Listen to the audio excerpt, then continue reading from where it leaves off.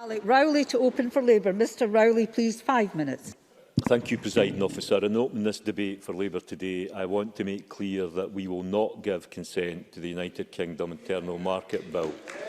And let me be clear, we will not give support to any measures that reduce and constrain the competence of the Scottish Parliament. As a political party, Labour is committed to devolution. And for the avoidance of doubt, this bill is a full-on attack on the existing devolution settlement. Devolution has worked for Scotland, and with such economic uncertainty as we face right now, it is further devolution that is required to build back a better Scotland. However, instead of taking the best course of action to protect the UK internal market through the collaboration and cooperation of all nations, we have a take-it-or-leave-it approach from Boris Johnson and his Tory chums. And make no mistake, those Tory chums, including the Scottish Tories sitting in this chamber today, will put Johnson and his interests before the interests of the people of Scotland. So to all those worried about the future of Scotland, I say the greatest threat to the future of Scotland, its economy and its relationship with the rest of the United Kingdom is Boris Johnson and all those Scottish Tories that have lined up behind them blind loyalty. And that is why I say the Tory party want to detract from the real issues in this bill by claiming the argument is about independence.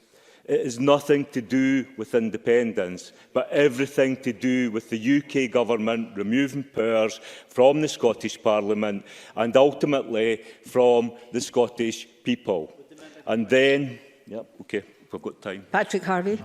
Grateful to the member for giving way. Surely he agrees, as I do, with Scotland's trade union movement, who said that if the UK government proceed with this bill against the wishes of the Scottish Parliament, it makes the case for a second independence referendum unanswerable.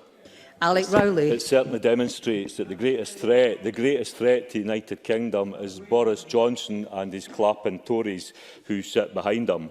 And then, as an added arrogance, this bill breaches international law, a fact that was readily admitted by the Northern Ireland Secretary in the House of Commons, and the bill is now under legal proceedings from the EU due to that breach.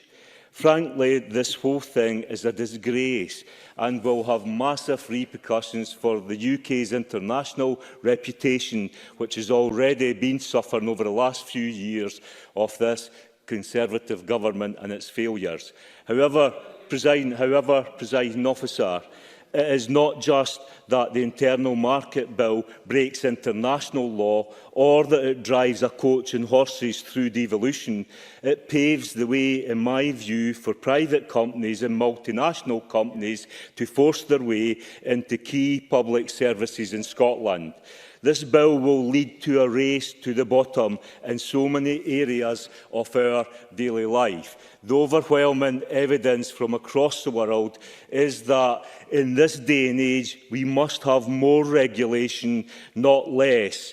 The idea that everything should be left to the market is not only an outdated idea, it is a dangerous idea whose time has come and gone. So it seems incredible to be ploughing on regardless with this bill and with the Tory Brexit plan. We have supported the Scottish Government to make the case for a Brexit extension, which is absolutely necessary at this time. Interest rates are at rock bottom and the Chancellor of the Exchequer has never borrowed so much, with public debt now more than 100% of the size of our economy. This on top of massive increases in unemployment to COVID and worrying forecasts for further unemployment to come. The pandemic has wrecked our economy, but the economic cost of a no-deal Brexit could be 2 or 3 times as bad as the impact of COVID, according to the London School of Economics. Surely anyone looking at this, Presiding Officer, would say it's absurd to continue down this path and that we need to think again. That would be anyone but Johnson and Johnson's Tories. I say, think again.